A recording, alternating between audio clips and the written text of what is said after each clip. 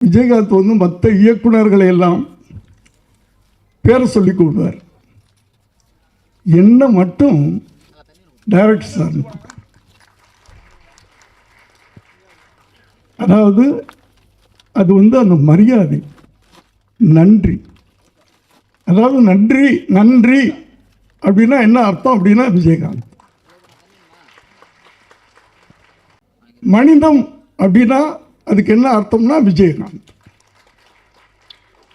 சட்டம் ஒரு இருட்டறையில் எப்படி என்கிட்ட நடந்துக்கிட்டாரோ அதே மாதிரி தான் 18வது படம் பெரியண்ணா, அதுலேயும் அப்படித்தான் நடந்துக்கிட்டேன். இத்தனை வருஷம் கழித்து எவ்வளோ பெரிய வெற்றிகள்லாம் கொடுத்துட்டு பெரிய பெரிய படங்கள்லாம் பெரிய பெரிய இயக்குநர்கள்ட்ட எல்லாம் நடிச்சுட்டு திரும்ப நான் பண்ணுறேன் அந்த படம் பெரியண்ணா. அதே மாதிரி மரியாதை, சிம்பிளிசிட்டி. நன்றி அப்படின்றது வந்து சாதாரணமான நன்றி இல்லை சார்.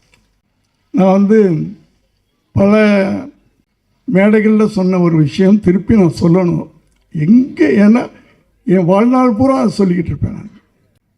என்னுடைய மகன் உங்களுக்கெல்லாம் தெரியும், விஜய் அவருடைய முதல் படம் 69-70 லட்ச ரூபா கிட்டத்தட்ட செலவு பண்ணி நாளைய தைப்பன் படம் எடுத்தேன். சரியாக போகலை. சரி, ஒரு பெரிய நடிகரோடு நடிக்க வைப்பாமே அப்படின்னு பிளான் பண்ணேன். ஆனால் எந்த பெரிய நடிகரும் ஒத்துக்கிறல. சரி, ஒரு மாதிரி அதில் வேற அவ்வளோ போட்ட படமெல்லாம் போயிடுச்சு.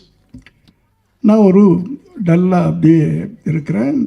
என் மனைவி சொன்னாங்க, ஏங்க நீங்கள் விஜயகாந்த்கிட்ட கேட்கல அப்படின்னு. இல்லைம்மா, அவர் கேட்டால் பண்ணிவிடுவார், ஆனால் எனக்கு என்னமோ டெலிகேட்டாக இருக்குது, இத்தனை படம் பண்ணிவிட்டு எப்படி போய் கேட்குறதுன்னு தெரியல அப்படின்னு சொன்னேன். இல்லை நீங்கள் ஃபோன் பண்ணுங்க, அவர்கிட்ட கேளுங்க அப்படின்னா. நான் ஃபோன் பண்ணுறேன். எப்போவுமே இப்போ நான் பேசுகிறேன்னா உடனே அவர் எல்லா டைரக்டர்ஸையும் ஒரே மாதிரி தான் பிஹேவ் பண்ணுவார் எல்லாத்துட்டையும். பெரிய பெரிய டைரக்டர் சின்ன டைரக்டர்லாம் கிடையாது. நான் ஃபோன் பண்ணி, விஜய் வீட்டில் இருக்காமா அப்படின்னு. ஆமாம் சார், நெக்ஸ்ட் ஷூட்டிங்கில் சார், மத்தியானம் தான் சார், 2 மணிக்கு. நான் ஒரு 5 நிமிஷத்தில் வரட்டுமா அப்படின்னு கேட்டேன். என்ன சார் விஷயம்? இல்லை ஒரு சின்ன உதவி, அதுக்காக நான் வர்றேன் அப்படின்னு சொன்னேன். வர்றேன்னு சொல்லிட்டு குளிக்க போயிட்டேன். குளிச்சுட்டு நான் வெளியே வர்றேன், என் பெட்ரூமில் உட்கார்ந்துருக்காரு.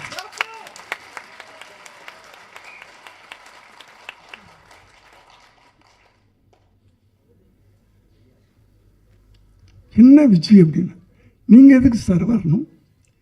நீங்கள் பேசும்போது ஒரு உதவின்னு கேட்ட மாதிரி எனக்கு காதல் விழுந்துச்சு. உதவி கேட்டு நீங்கள் என் வீட்டுக்கு வரக்கூடாது சார். இதுதான் மனிதம்ன்றது, ஹியூமனிட்டி. என்ன சார் பண்ணணும், என்ன வேணும் கேட்டேன். நான் எப்படி என் விஷயத்தை தெரியுமில்ல விஜய், அந்த போன படம் அப்படி எடுத்தேன், இப்படி ஆயிடுச்சு. எனக்கு படத்தை பற்றியெல்லாம் எனக்கு பெருசாக இல்லை. விஜய் என்னுடைய அவனை எப்படியாவது கொண்டாடணும், அவரை நான் எப்படியாவது கொண்டாடணும். அதுக்கு இப்படி ஒரு ஐடியா இருக்குது எனக்கு.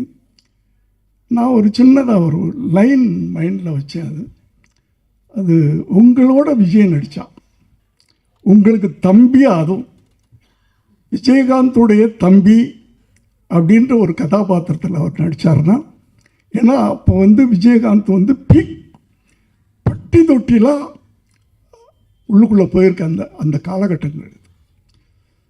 இப்போ நான் சொல்லிக்கிட்டே இருக்கிறேன், இப்போ நீங்கள் நடித்து எப்போ எப்போ இப்போ எப்போ எப்போ பிளான் பண்ணுறீங்க அப்படின்னு. நான் சொல்லி முடிக்கலை, எப்போ பிளான் பண்ணுறீங்க சார்? அது உங்களை பொறுத்த. உங்களுக்கு நான் என்னைக்காவது வந்து நான் டேட் சொல்லியிருக்கலாம். 18 படத்துலையும் அவர் எனக்கு டேட் சொல்ல மாட்டார், நான் தான் டேட் சொல்லுவேன். அடுத்தது அவருக்கு படம் பண்ணணுன்னா முதல்ல ராவுத்தரை பாருங்கன்னு சொல்லுவார். ராவுத்தர்கிட்ட கதை சொல்லுங்கன்னு சொல்லுவார், எல்லாருக்கும் தெரியும். ராவுத்தருக்கு பிடிச்சா தான் இவர்கிட்ட அனுப்புவார். நான் எந்த படமும் ராவுத்தர்கிட்ட போனது கிடையாது, அவரை அனுப்ப மாட்டார். எப்போ சார் பண்ண போகிறீங்க, டேட் சொல்லுங்கள். அதே மாதிரி அன்னைக்கும் கேட்டார், நீங்கள் எப்போ பிளான் பண்ணுறீங்க? இல்லை, இப்போ தான் நான் பிளான் பண்ணிகிட்ருக்கேன், எழுதிக்கிட்டு இருக்கேன். அடுத்த மாதம் இல்லைனாக்கா அடுத்த மாதம், அடுத்த மாதமா அதுக்கு அடுத்த மாதமா? அவர் கேள்வி. இல்லை, அடுத்த மாதம். எப்போ இருந்து?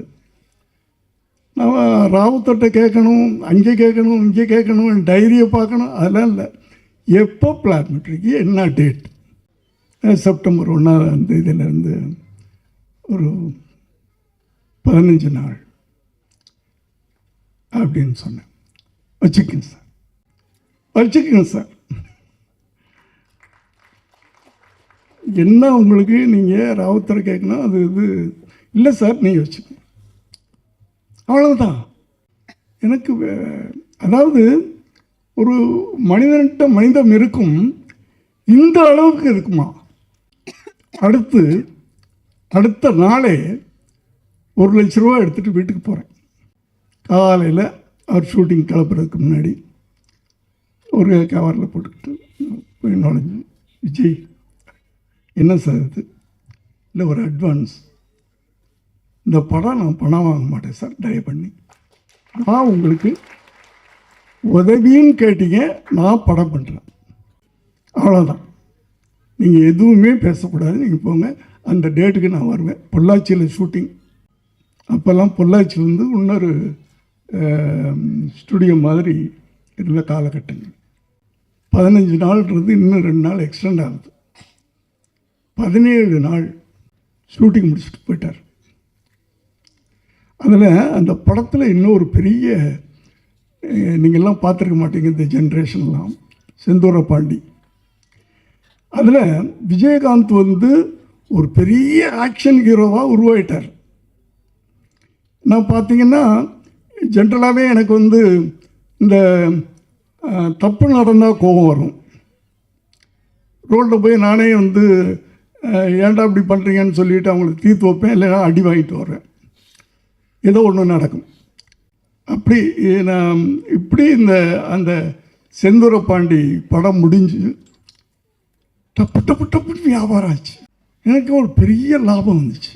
அப்போது நான் போய் கேட்குறேன், விஜய் எனக்கு இவ்வளவு ப்ராஃபிட் வந்திருக்கு, நான் உங்களுக்கு ஏதாவது கொடுக்கணும் அப்படின்னு இல்லை சார், நான் வாங்க மாட்டேன், பணம் வாங்க மாட்டேன்னு சொல்லிட்டேன்னா வாங்க மாட்டேன் அப்படின்ட்டார். எனக்கு உறுத்தலாக இருந்துச்சு, என்னடா அவரை வச்சு ஒரு படம் பண்ணி இவ்வளவு நம்ம பணம் சம்பாதிச்சிருக்கிறோம், வாங்க மாட்டேன்னு சொல்கிறாரு, என்ன பண்ணலாம் அப்படின்னு யோசனை பண்ணிகிட்டு இருக்கும்போது அவர் வீட்டுக்கு பக்கத்து லேண்டு என் லேண்டு. இதை ரொம்ப நாளாக கேட்டுக்கிட்டு இருந்தார். அவர் இல்லை, அவர்கிட்ட இருக்கிறவங்களாம், சார் எங்கள் கொடுத்தா நாங்கள் எக்ஸ்டெண்ட் பண்ணிக்கிறோம் சார் அப்படின்னு கேட்டுக்கிட்டு இருந்தாங்களா. ஏப்பா, விஜய் வீட்டு பக்கத்தில் நான் இருக்கக்கூடாதுப்பா, நான் இங்கே வீடு கட்டலான்னு நினச்சிக்கிட்டு இருக்கேன், கொடுக்க மாட்டேன்னு சொல்லிகிட்டு இருந்தேன். ஆனால் இப்போ என்ன பண்ணேன்னா, அவர் பணம் வாங்க மாட்டேன்னு சொல்லிட்டாரா, நான் நேராக ரிஜிஸ்டர் ஆஃபீஸ், அப்போல்லாம் விற்கிறவங்க மட்டும் ரிஜிஸ்டர் ஆஃபீஸ் போனால் போதும், வாங்குறவங்க போக வேண்டிய தேவையில்லை. அவர் பேரில் ரிஜிஸ்டர் பண்ணி பத்திரத்தை கொண்டு போய் கொடுத்துட்டேன்.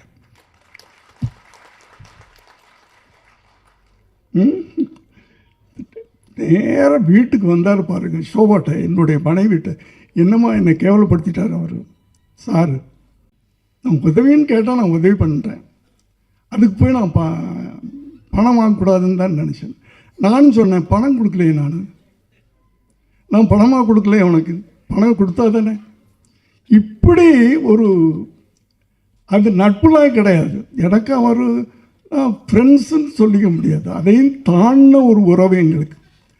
அவர் இருந்த வரைக்கும் அவர் மனசில் எனக்கு ஒரு தனி இடம் இருந்துச்சு.